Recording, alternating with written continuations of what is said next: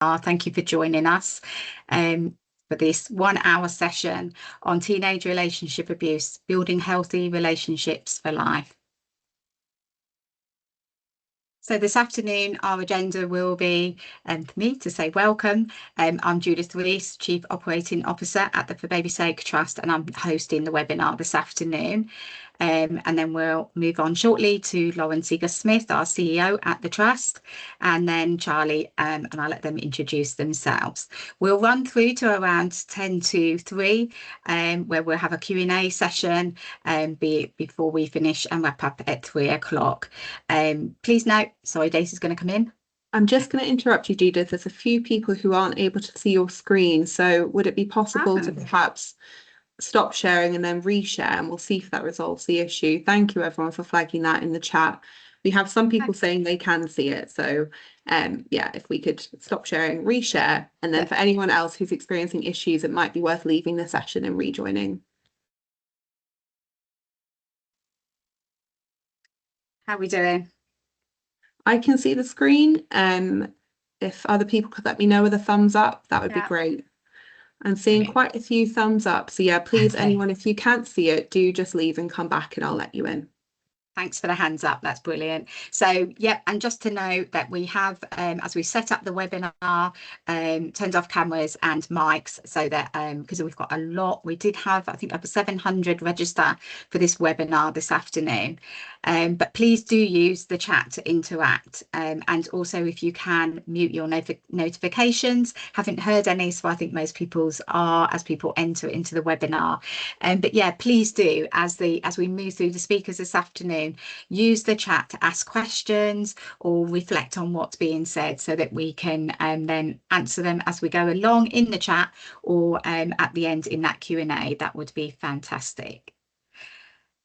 Just emotional safety as we enter the webinar, we are talking about relationships, we're talking about domestic abuse. So we want everybody to feel safe and feel comfortable as we move through the webinar. If anyone needs any support at the end of the session, please do reach out to either of our organisations. So I'm going to now hand over to Lauren, and Lauren, I'll let you introduce yourself. Thank you. Lovely to be here with you all this afternoon on this very warm, sunny day. I am Lauren Seeger-Smith. I'm CEO of the For Baby's Sake Trust, and this is a subject really close to my heart. So I've had the privilege of being CEO at the Trust for the last 2 years. But before coming to the Trust, I've worked with children, families and teenagers for a very long time. So before I came here, I was CEO of Kidscape, the bullying prevention charity that some of you, particularly those of you from schools backgrounds, will be familiar with. And before that, I headed up the Anti-Bullying Alliance, where I had the joy of coordinating Anti-Bullying Week every year. But what led me on a journey, I suppose, to bigger charities was working for a time at Reading Borough Council in the behaviour support team with teenagers who were at risk of exclusion or were missing from education. And so I suppose my heart for work with children and young people really began with working with teenagers in schools and being there on the front line with them in their relationships, with them in all of the things they were experiencing at home, and was a real baptism of fire for me as somebody at that time in my early 20s, really learning and understanding what these young people were experiencing and what they were living with and how that was impacting them within their school life and within their relationships. And so it's brought me up to today, to where I am now as CEO of the For Baby's Sake Trust. So my heart is still very much with teenagers and very much with their experiences and what they're going through. But for me, the excitement is being able to intervene right at the beginning, right from pregnancy, right from the start, going back and really looking at what influences young people's lives. Thanks, Judith. Next slide. So what we're going to cover today is you're going to hear from us and then you're going to hear from Charlie at Talk, Listen, Change. But we're going to begin by looking at why are we focusing on teenage relationship abuse? I've given you my passion for it and for teenagers and working with teenagers, but we'll explain why this matters to the For Baby's Sake Trust.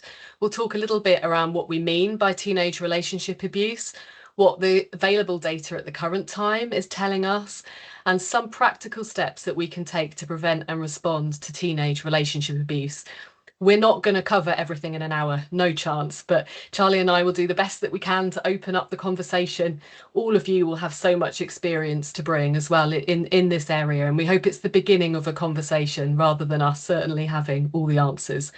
So a little bit about the For Baby's Sake Trust. Our vision is a world where babies and children grow up free from the harm of domestic abuse. And our mission is to provide and promote therapeutic, trauma-informed support that breaks cycles of domestic abuse and gives babies the best start in life. So as I said, we start right from pregnancy, right from the beginning for these children. And we provide that whole family support to break those cycles of domestic abuse. We're also piloting a new programme of work that we will go on to talk about, My Future Me, which is being co-developed with care experienced young people to support healthy relationships for life. So why focus on teenage relationship abuse? Why does it matter to us? Well, importantly, although the For Baby's Sake Trust primarily works with parents from pregnancy up until the baby's second birthday, 35% of the parents we work with are age 16 to 25 years old. So I think the thing that I really learned coming into the For Baby's Sake Trust was really a better understanding of the demographics, certainly what that we're seeing of those parents impacted by domestic abuse. So very often those parents are teenagers themselves. Between 21 and 25, 6% of our dads were 18 and under. So we're talking about children having children. So 73% of our parents have 6 or more adverse childhood experiences as well. So we take a trauma-informed therapeutic approach to understanding domestic abuse. And within that, we support parents with really complex needs. And 65% of our parents were exposed as children to domestic abuse by their own dad and 30% by their mum. Which again shows you that intergenerational impact of domestic abuse in people's lives. Now, we know that at least 1 in 5 children in the UK grow up in a home exposed to domestic abuse, which is staggering numbers. I think sometimes we think of domestic abuse as something that happens somewhere else or somewhere over there, but we're talking about, at least 3 children, I think that is, something like that in every class are exposed to domestic abuse. And we know that at least 30% of domestic abuse begins in pregnancy. And with a survey that we did with parents around the time of the pandemic, we know that this rises to about 40% by the time the baby turns 2. And finally, we know that 16 to 19-year-old women are more likely to experience domestic abuse than any other age group. And so what we're really seeing and saying here is that the harm of domestic abuse begins right at the beginning of our lives and carries on throughout our teenage years and into our adult relationships. Thanks, Judith. So what does this mean for how we approach teenage relationship abuse? Well, as we've already suggested, as a trust, we take a trauma-informed intersectional approach that seeks to understand how the world around us shapes us as babies, children, teenagers, and parents. We recognise the really high numbers of children and teenagers who have been exposed to domestic abuse. That's 1 in 5 by the time they're 18 years old. And we seek to understand the root causes of behaviour and support healing and long-term change at an individual, community and a societal level. We want all babies, children and young people to have the access they need to develop healthy relationships for life. But it's really important to understand that for many, many young people, that includes support to heal from the trauma and harm they've experienced within their own homes and what they've grown up with in terms of adult relationships. So what is teenage relationship abuse? What are we talking about? So we'd like to begin with a quick Menti poll to help you on this hot day. If you could just log on to menti.com, if you have phones, and pop that code in and just share with us what you think it constitutes teenage relationship abuse. And if you haven't got access to a mobile or you're not too keen on using Menti, please do just pop it in the chat as well.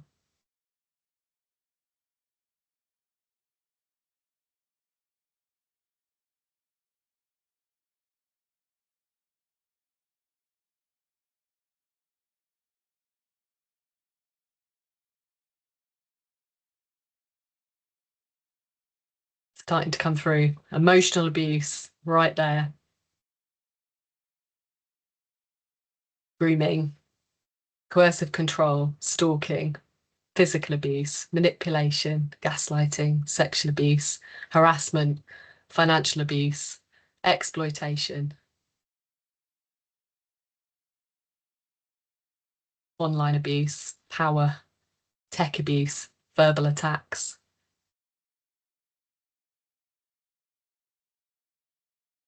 Physical, emotional, sexual, not having needs met, isolation, power, love bombing. And it goes on and on and on. My goodness, we've got a good audience here today with a lot of experience and a lot of knowledge. That's a huge spectrum of behaviours that our teenagers are being exposed to. Control. Yep. And what we're seeing here as well are some things are maybe easier to detect and some things that are a lot harder to see and sometimes a lot harder to understand. Yeah. Thank you. Next slide.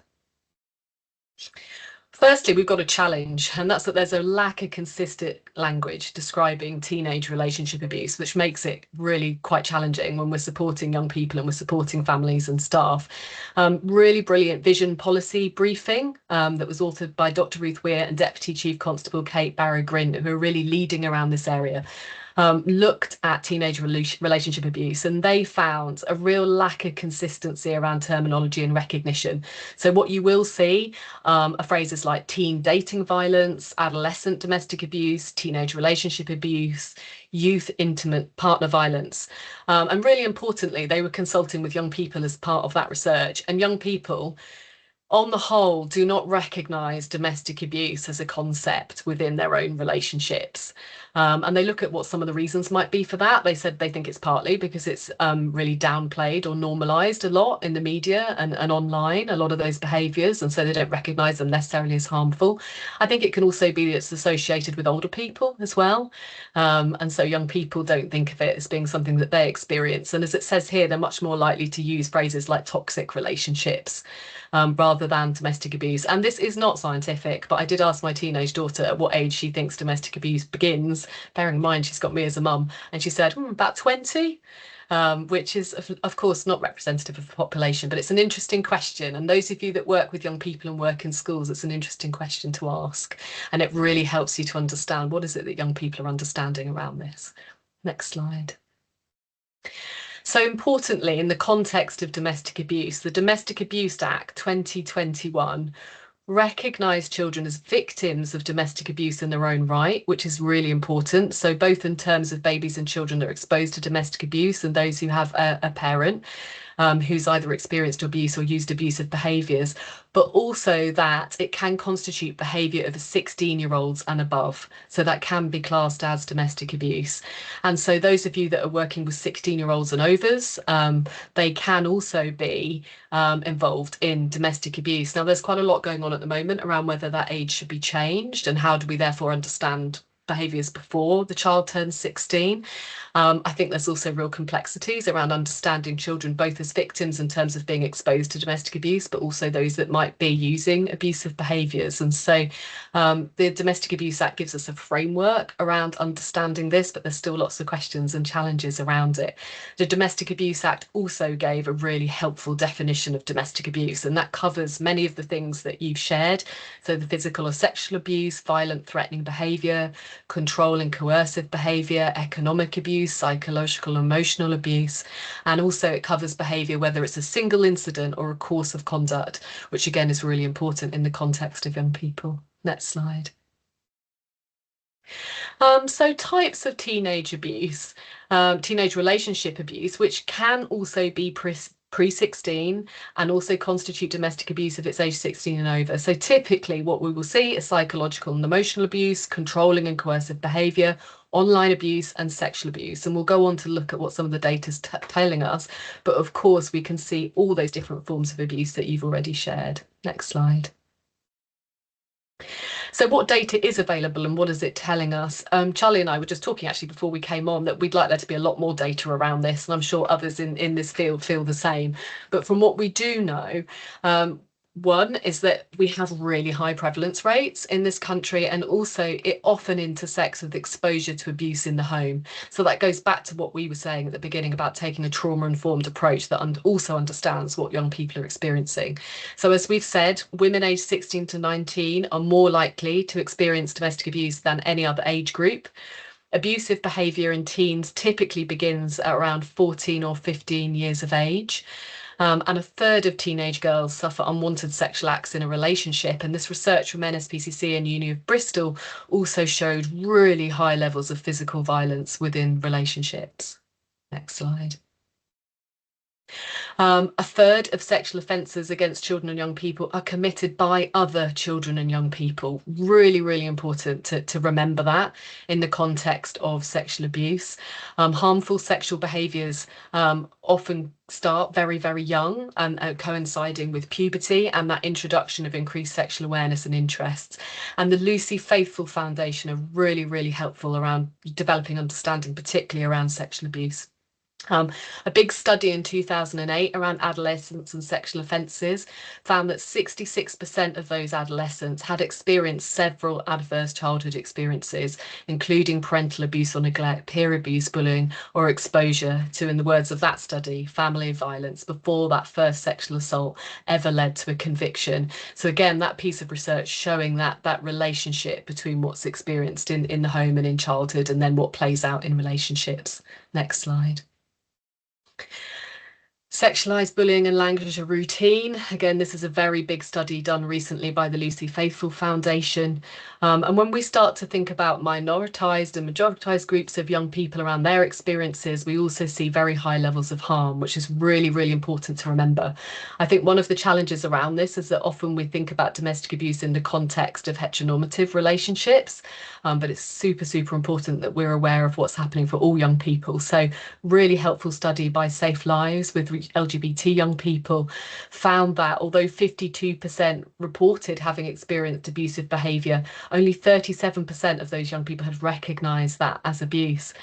And within that study, what they also found was very high numbers of those young people who had experienced abuse, had witnessed abuse within their own homes. Next slide.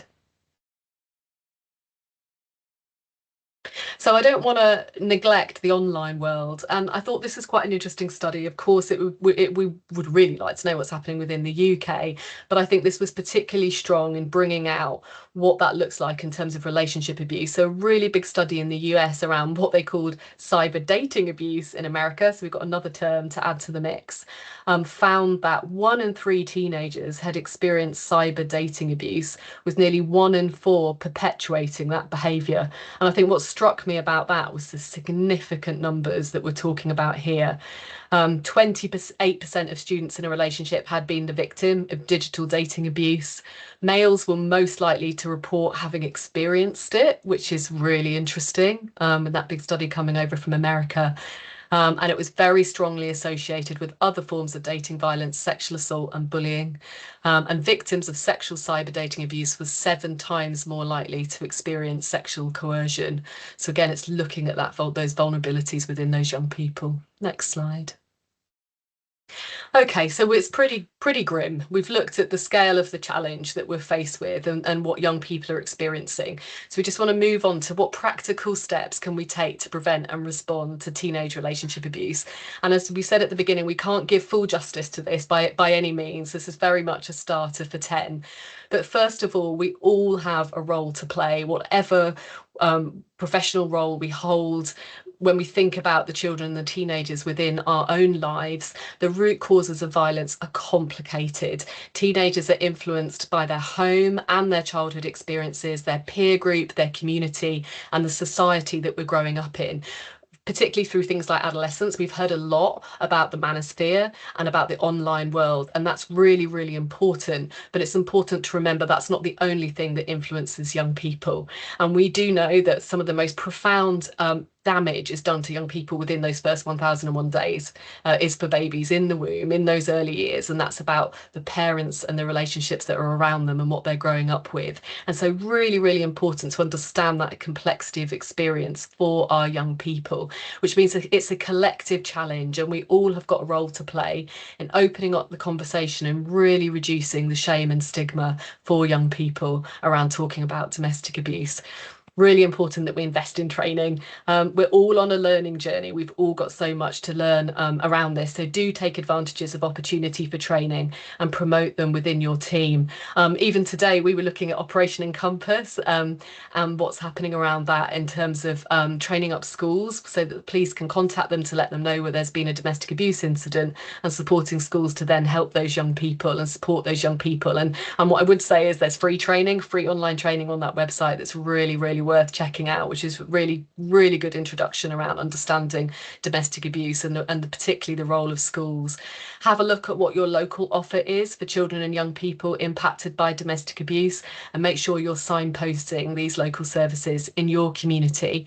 I should have begun with this one really, but relationships are absolutely key. As we've said, babies, children and teens are shaped by the world around them. And as parents and professionals, we've got an opportunity to create those conditions for psychological safety and to model safe, respectful and caring environments and relationships. And just thinking of Elizabeth Carney Howarth, who founded Operation Encompass, within that training, she talks about how important it is for schools and school staff to recognise the opportunity you have to have a different impact in that young person's life that is experiencing domestic abuse. And what she says is that when they come into school, we can greet them with a smile and we can tell them how pleased we are that they are there. And do we do that routinely, particularly with our teenagers? Is that what they're experiencing when they're coming into schools and colleges? And so how we make them feel is absolutely critical. And I would argue even more important than relationships and sex education, because children will remember how you made them feel a lot more quickly than they'll remember what it was you said to them. So those relationships are absolutely critical. Next slide. Listen and involve.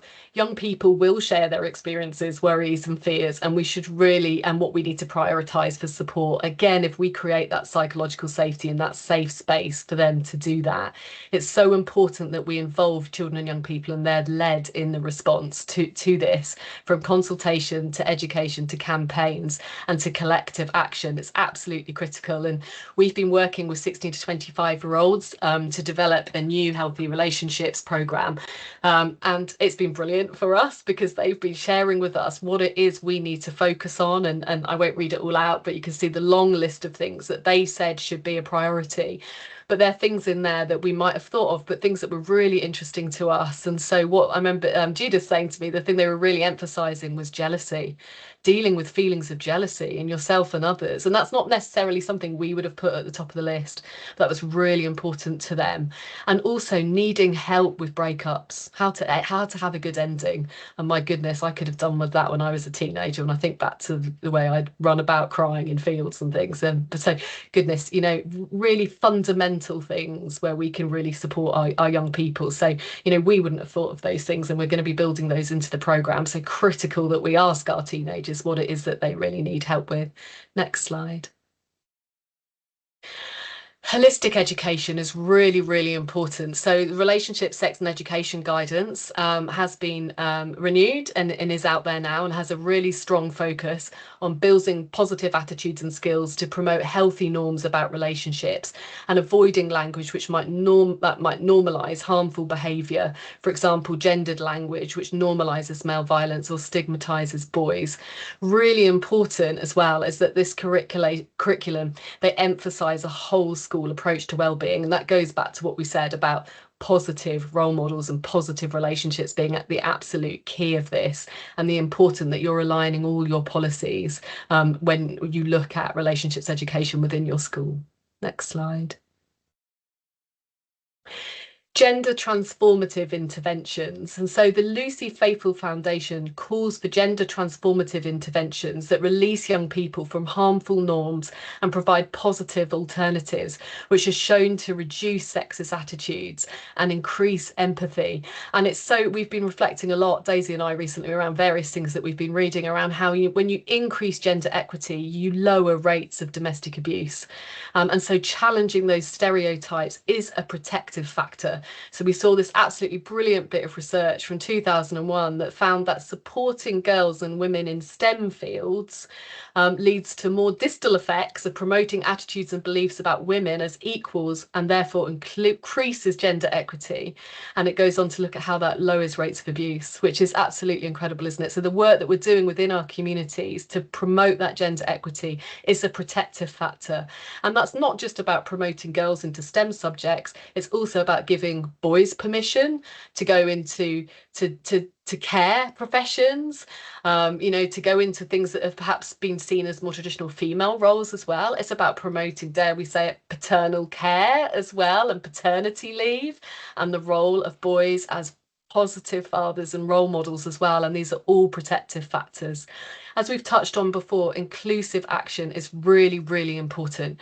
Teenage relationship abuse can happen to all young people, but it absolutely intersects with other forms of discrimination and harm. So it's absolutely vital that you're inclusive of your LGBT teenagers, because they are at much higher risk of harm when we look at the research. So be really careful around your language. Talk about partners. Don't just talk about boyfriends and girlfriends, because it won't create a safe space for those young people. Next slide. What practical steps can we take? First of all, I just want to say schools and colleges can't go it alone. We're putting so much on the plate of teachers, and this is really, really tough work. So we've got to create societal conditions that reduce the risk of harm and give children and teenagers the support that they need. And that means wrapping around our schools and colleges. So those of us that are in the voluntary sector, police, health, how can we all work together to make sure that children and families have access to those local and national services that they need to support them? Next slide. I just want to touch on disabled young people and domestic abuse as well, because again, at really high risk of harm and very often neglected within these conversations. And I found a really helpful research study done by the Anne Craft Trust called We Matter Too, that was looking at the experiences of disabled young people who were facing domestic abuse. And what they said really importantly within this research is that they need to be asked, they need to be treated like they matter, they need to have professionals to check in that they've understood. They need people to help them make sense of what's happening and to understand what abuse looks like. For police and professionals to understand that they're scared as well, for people to try and understand their behaviour, and to help them understand healthy relationships and have healthy choices. And we absolutely see this in our work at the For Baby's Sake Trust as well. We're working really hard to be more inclusive and more accessible, and to look at ways we can change our work and our programming to make sure we can involve all parents that so desperately need that support. And that absolutely goes for our disabled young people who have relationships and have harm within their relationships. Next slide. So identifying needs. So why are we working with young people, and what does that look like for us? So in the parents we worked with last year, 20% of those parents had been were care experienced. And so it's really, really important for us, again, that we're intervening as early as we can to support our young adults, even before they may or may not choose to go on that parenting journey. So from that, we recognise the need for support around developing healthy relationships for life. So we're developing a new pilot programme called My Future Me, which we're co-producing, as we've touched on, with 16 to 25-year-olds. And our young people, as we've said, have been deciding the chapters, and we've already touched on the areas that they want us to cover. So we're really excited for that piece of work to develop, and the potential around that piece of work, again, to really understand what it is that young people need and what it really looks like to take a trauma-informed approach to relationships education and relationships support. Next slide. That was a whistle stop. Massive thank you from me. If you want to find out more about For Baby's Sake, that's where we are. But yeah, do stay in touch with us, follow our journey, and just, yeah, thank you so much for your time today. Thank you so much, Lauren. Such a whistle-stop tour, but covered so much ground there. Thank you, and on time as well. Brilliant. So as we move through, I can't see the chat. We're sharing the screen. Please do make you're putting any questions into the chat to ask Lauren and Charlie at the end. But now I'm going to hand over to Charlie. Hi. Yeah, I mean, that was a whistle-stop tour, but it was inclusive of so much. So there's little, we were talking before, and I think there's pockets that we were both finding, which is really, really exciting, because we're all sort of starting to see some of the same things. It's really cool to have this conversation with so many people. I'm Charlie. I'm the practice learning and development lead at Talk Listen Change. So we're an organisation that supports people in having healthy relationships. So we do that via counselling, mediation, domestic abuse services, but specifically around our children and young person services. For years, we've been delivering programmes supporting young people around having healthy relationships, around that area of teenage relationship abuse. We also work with children and young people supporting abuse and violence towards parents and carers as well, but we'll be looking more at kind of that teenage relationship abuse today. So in the interest of time, I'll move us on. Thanks, Judith. So yeah, just a little bit of kind of an overview of who Talk Listen Change are. We've got lots and lots of years experience in delivering behaviour change interventions, but also just behaviour interventions with children and young people, and with parents and carers. So we deal kind of across the spectrum. We go from really early intervention with both adults and children, but early intervention, particularly around those young relationships. Thanks, Judith. So I know we've sort of gone through this a little bit, so I'm not going to go too much into the things that Lauren's been through. Again, I will say what's really nice is I remember going to a conference last year, which talked through a lot of the stuff that Dr. Ruth Weir had done in the studies, but one of the things that was kind of coming out of that was, well, there is such little research into teenage relationships abuse, and actually even since then there's been more and more, and even since then there's been more in terms of intersectionality and the research around that. But one of the things, having done training around teenage relationship abuse for a long time, I remember when I first got asked to do it, and I was looking around and I was thinking, where's the definition for this? What is it that legislation is saying about teenage relationship abuse? And the thing that was coming up again and again and again was that there was a different definition wherever you turned. And after seeing that as a big barrier, thinking, oh, well, I'm really struggling to find a definition here, the reality of that was, oh, actually, this is really useful, because it provides us with useful information in that we haven't agreed upon a definition for this. So, even when we're talking about children and young people in our Domestic Abuse Act, if we're talking about them from 16 years plus, we're not really encompassing everything that children and young people are and everything that being a teenager is.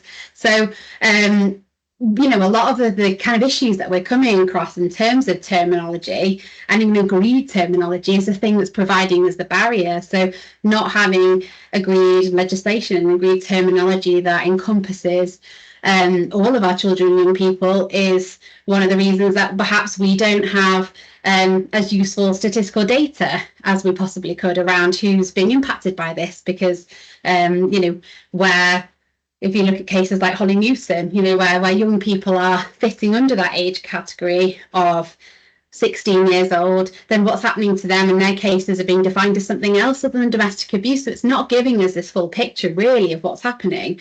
So I quite liked this Children's Society definition. I think, Lauren covered really well what this looks like and what it can feel like, but abuse in teenage relationships might be when you begin to feel scared or controlled by the person you're with. I really liked this because I thought the language was identifiable. So, rather than using kind of jargony terms, this felt like something you can read and it feels clear. So you might be confused because it feels like a loving relationship, but often when you behave but only often when you behave in a certain way, actually it can happen regardless of age and gender. There's something else in there around what relationships are, and going back to sort of the My Story Matters report, which was put out by Safe Lives in 2021, there was a talk in there from young people about actually perhaps some of that lack of being able to say, well, this is a domestic abusive relationship, is that sometimes they don't even use that word relationship. So that word relationship might be, boyfriend, girlfriend, partner, so whatever that looks like. But some teenagers aren't even necessarily defining what that partnership is by the word relationship. So it might be terms like, we're seeing each other, we're talking. So I've even heard, situationship, things like that. So that language sometimes is acting as a barrier to be able to identify, well, this is what's happening to me. So we'll move on to the next one, Judith. And I wanted to just, again, kind of bring us back to the legislation. So if we're going back to our Domestic Abuse Act, which in itself, that change to personally connected is reasonably new. That's coming in 2021. It talks about domestic abuse happening in relationships that are much broader than just, kind of what's happening under the roof of the home. And when we talk about teenage relationships, we have to bear in mind that these relationships aren't taking place in the home often, and so that can be confusing in itself. It doesn't feel domestic. But when we go to the Domestic Abuse Act, it does talk about teenage relationship abuse. It talks about the fact that it's not defined, so which is kind of what we've all come across. And again, it just goes back to, whilst people under the age of 16 can experience abuse, it would be considered child abuse as a matter of law. Again, it's not considering what are these relationships really looking like, what's happening, so yeah, I think it's an issue, the fact that we haven't got an agreed terminology, and that is what's coming up in a lot of research and a lot of reports. So I'll move us on to the next slide, if that's okay, Judith.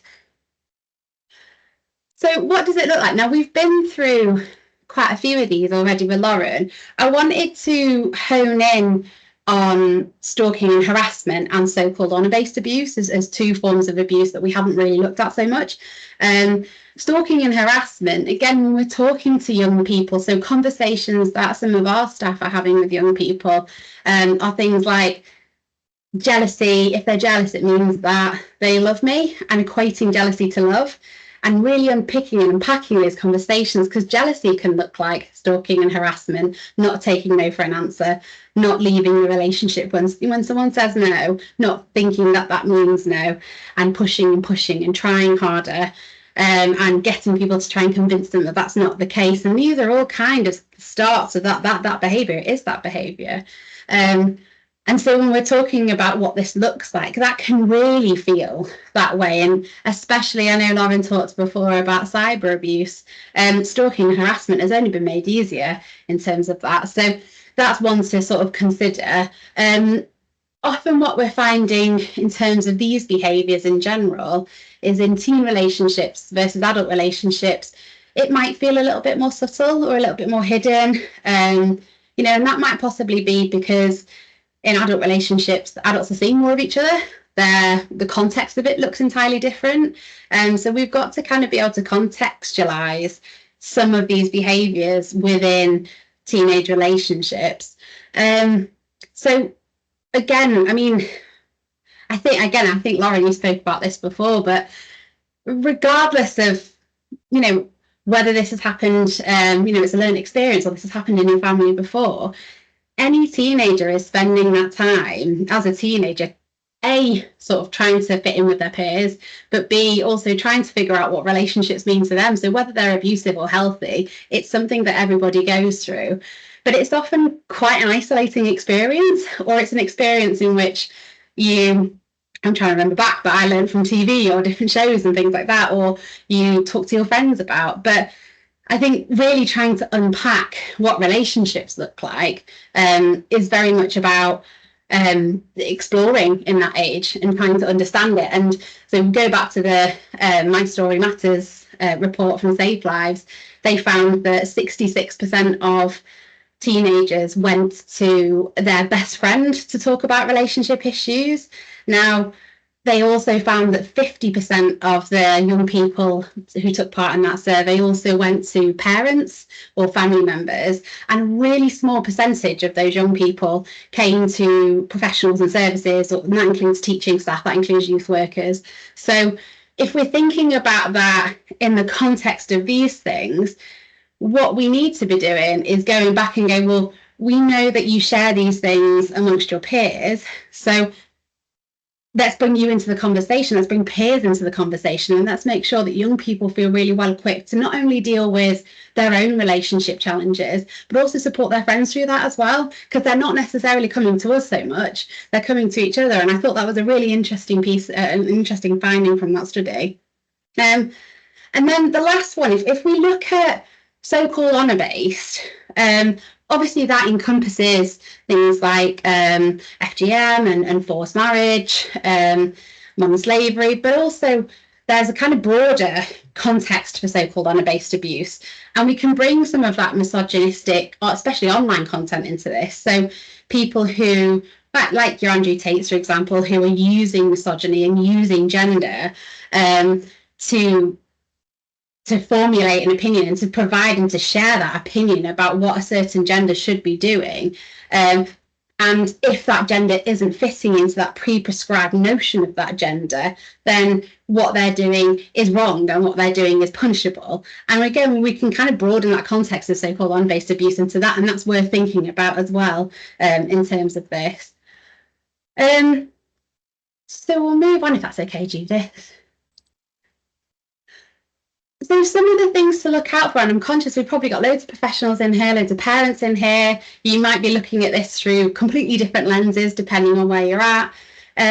But some of the things to support young people with, and part of that is that, so if we start with withdrawal from family and friends, isolating themselves. And sometimes that withdrawal from family and friends is because they feel like people won't understand their experience, or they can't talk about it, or it feels embarrassing or shameful. Sudden changes in mood and appearance. Again, that can be really hard. Teenagers do change, but just keeping a note of that and having those conversations. And we'll talk about in a little bit how you kind of provide space for those conversations to happen. Controlling partner behaviour. So if you know that young person's in a relationship and they're talking to you about having to share their Snapchat password with their partner, or having to constantly have their Find My Friends switched on locationally so that their partner can track them, just having those open conversations and those non-judgmental conversations as well. Frequent absences or lateness, and then fearful or anxiousness around any partner that they might have, or those kind of relationships. I'll move us on, Judith. So this is the one that I wanted to kind of unpick and unpack a little bit more, because again, I think you've spoken really eloquently about this, Lauren. But when it comes to these barriers to effective support, one of the things that I wanted to caveat this whole slide with is that we're all here today as professionals having this conversation about this issue that impacts a group of people who actually aren't here in this conversation, and that's a variety of reasons. But when we're having conversations about teenage relationship abuse, the people who know the most about that and who can inform what our support really looks like and our understanding of it is young people themselves.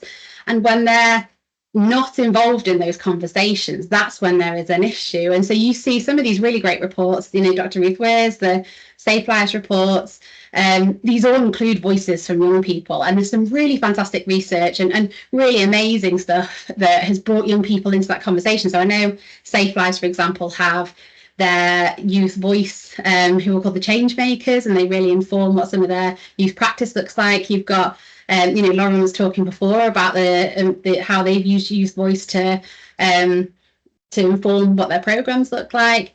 And then you've got, so we've worked with organisations such as Respect to really promote youth voice, but this isn't a conversation that's about teenagers. This is a conversation that should involve teenagers. It should come from them, and especially if we go back to that statistic of young people are leaning on their friends more often than not for relationship advice. Actually, this is very much about them. So I just wanted to kind of caveat that as part of this slide.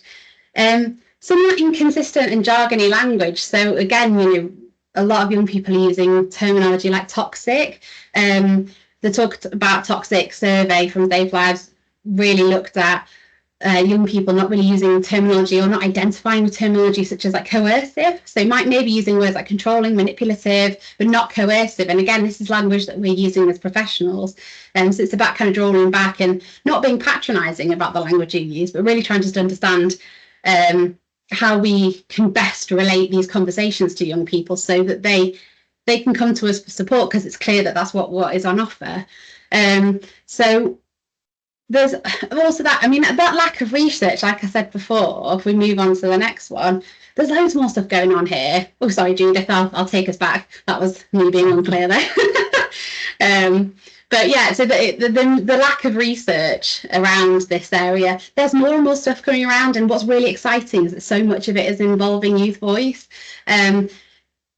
Pulling back to that intersectionality, you know, there's some great studies going on around LGBTQ plus relationships, but actually that next step is, well, what does intersectionality really look like? What's the relationships really looking like? So if we're thinking about culture, ethnicity, there's all of these different ways that relationships can look, and actually how much of that is incorporated within our research, and how much of that do we understand? So again, I think it's just about continuing to push into those spheres.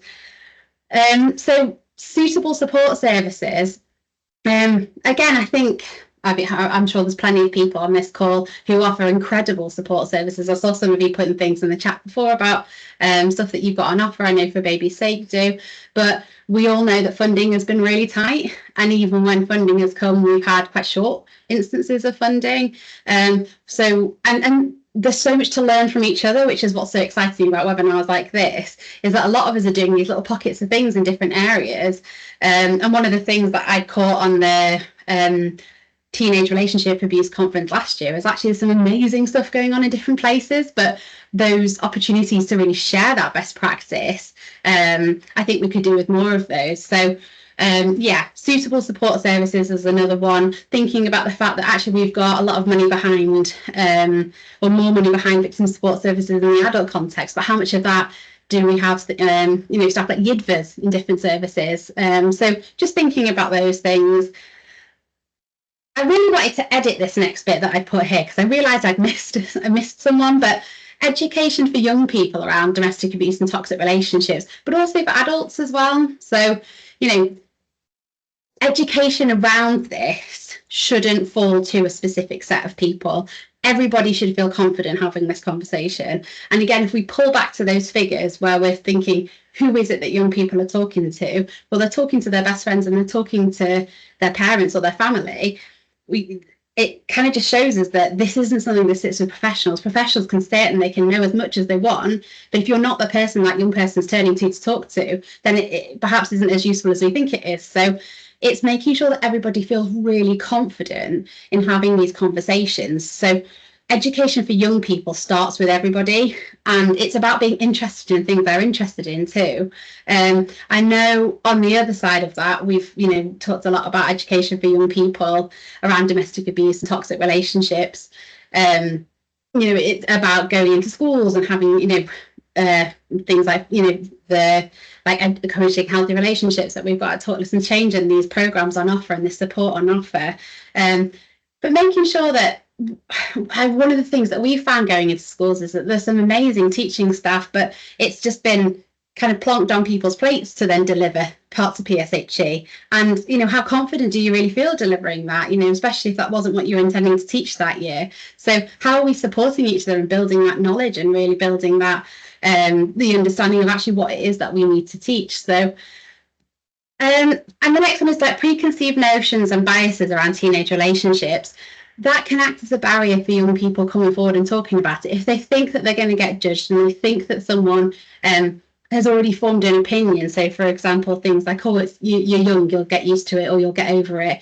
You know, if these are the kind of things they're hearing, then why would they come and talk to you know, to adults about what's going on? So again, it's just thinking about what is it that we think about these relationships, and how can we draw that back and really listen to them about what's happening in their relationships. I'm going to move us on, Judith, in the interest of time. Yeah, I've just got probably a couple of minutes, if that's okay. Of course, yeah. And so we've got, so when we think about actually how can we create that space where young people come forward and they feel empowered to share, I wanted to just talk about a couple of really key points. Number one, I think this to me is one of the biggest ones, which is doing your research. And that is, you know, as much as it's looking at research papers and what's currently out there, it's talking to young people about where they're at. So what is it that is happening in their relationships? How open is that line of communication that you have with them? So, you know, what you can do is respond really well in that moment, but does that young person know they can bring that thing to you? So doing the research is so important. I understand time is really short, and you know, but if you're feeling uncertain about something, and if there's language coming up, or if there's TV shows, or there's something that they're referencing coming up, and you don't understand it, or it doesn't feel like it's a common language to you, go away and research it, or ask them about it. You know, the amount of young people that have taught me things about Snapchat, it's incredible. So, you know, really do your research. If it feels uncertain, take that uncertainty and put it somewhere in terms of trying to understand more. Think safeguarding, that real talk as well. And we've talked about this, but having those conversations with young people, avoiding shaming, really getting down on their level and really trying to understand what it is that they're bringing. Avoiding shaming is massive. You might feel a certain way about something that they've said, but the minute you shame is the minute they turn away and they talk to someone else about it. So really trying to understand if that's bringing something up for you, how do you unpick and unpack that as well? Being really clear about your role as well. Challenging language and beliefs calmly, I think, is a big one. So, like I said before, young people might bring something that feels shocking, or it feels really challenging. And sometimes it's challenging because they intend it to be challenging. But just taking a step back and trying to think, if what I'm trying to achieve here is to open this dialogue and really understand where this is coming from, then how should I be responding to that? And actually, that's about being really calm in that situation. I'll move us on, Judith. So I just wanted to very briefly just talk about some of the things that we've been doing at Talk, Listen, Change. So it's been a real, like I said before, we've got some of our programmes encouraging healthy relationships, which is a children and young persons programme. It's designed to be really bespoke to whoever that young person is in front of us, and part of that programme is giving our facilitators time to really understand and build that relationship with the young person. And then they've got lots and lots of different modules they can draw into. But some of the sort of results that you can see that we've had from those programmes is improved mental wellbeing, better interactions, improved knowledge of abusive behaviours. And then we've also, sorry if you can hear my dogs barking in the background, there's definitely someone at the door. But we've also been doing Violence Against Women and Girls workshops in schools, and those have been really enlightening. We've worked with lots of different age groups, supporting you and trying to understand what different behaviours are. I'm just going to close this door. You can move on, Judith. Thank you. And so there's a little bit more on this presentation in terms of what our Encouraging Healthy Relationships programme looks like. It's an 8 to 12 week programme, 1 hour a week, one-to-one sessions with a practitioner, but it just provides a really bespoke space for young people to unpick and unpack their harmful behaviours in their intimate partner relationships.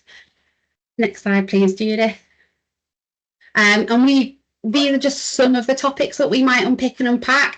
The only one I really wanted to highlight, other than what we've spoken about already, is self-esteem and self-identity. That's something we really focus on in terms of these programmes.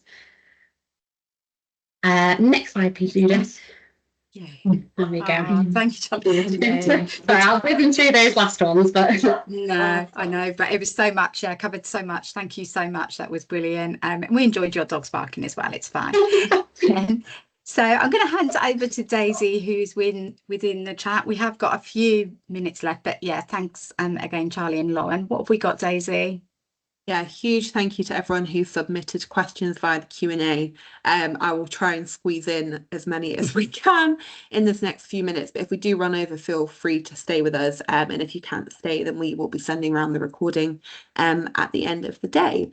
So my first question to the panel is, I was interested by your discussion about language. Using language that makes sense to young people when speaking with them makes sense. But what language would you suggest when speaking with other professionals? Is there something important about using the same language we would use about adult relationships, e.g. intimate partner violence and abuse, domestic violence and abuse, when speaking about relationships between teenagers? I mean, it's a really interesting question, because one of the things that, you know, it comes up in adult relationships as well, is that sometimes language can be really jargony, and there's a bit of a disconnect in terms of what the language that you find in legislation versus the language that you would use with someone that has come to your service seeking support in a variety of different ways. And so it's not just limited to teenage relationship abuse. There is something about, I mean, as it's sat there in legislation and in, you know, in those documents, trying to make sure that we understand that language as professionals. But I mean, I think it's possibly just about understanding the broad scope of language, and maybe making sure that you're familiar as a professional with the language that is used legislatively. Can I forget that word? The jargony word for me. And the language that is used more commonly, because it can act as a barrier in terms of anybody coming and using your service, but it can also, you know, sometimes it can act as a barrier between professionals. So sometimes the thing that you're talking about might really not translate with that other person, and so if that ever happens, it's just kind of asking them to correct that. But yeah, I think it's just about us being really open and honest about having those conversations, and not expecting people to use the same language all the time, and, you know, trying to encourage people to really think about the language they use. And so even stuff like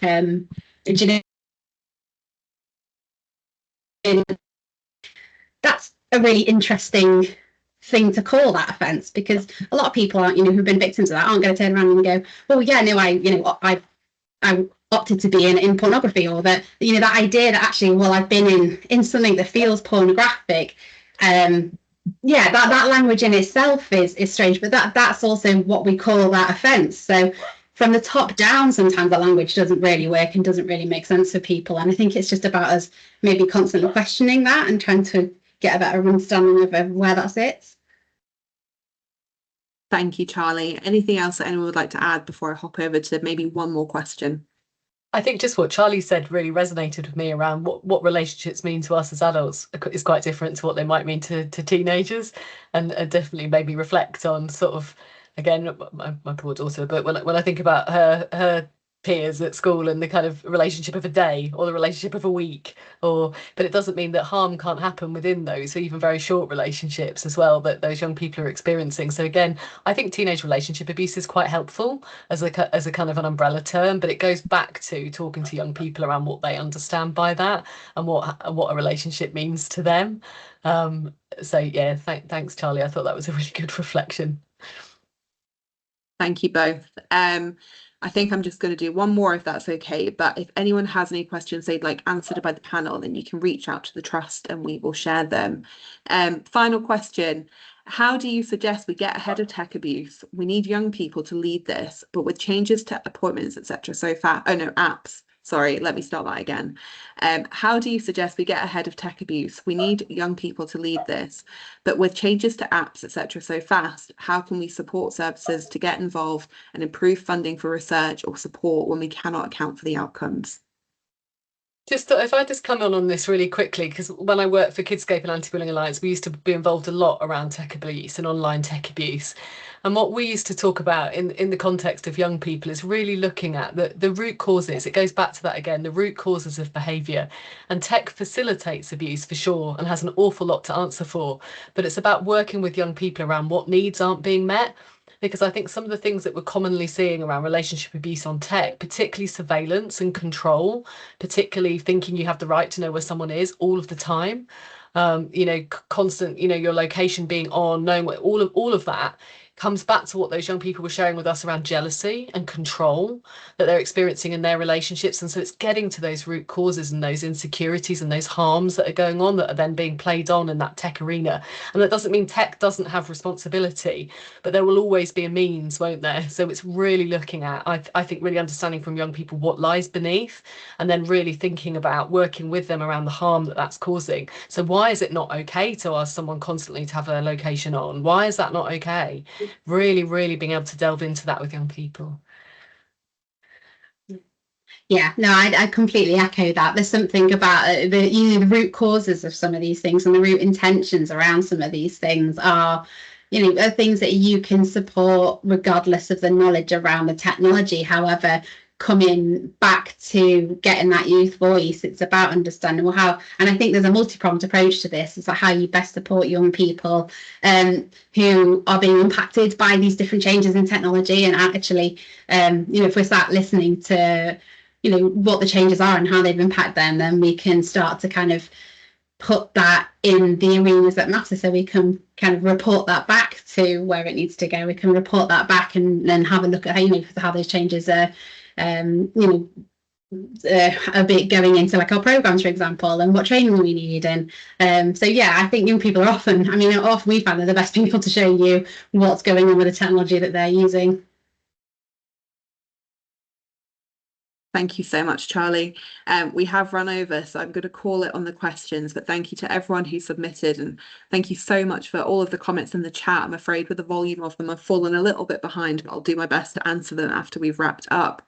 You can sign up to our next event happening in September using the QR code on the screen. We'd love to see you there. We'll be talking all about family hubs and creating a community response to domestic abuse.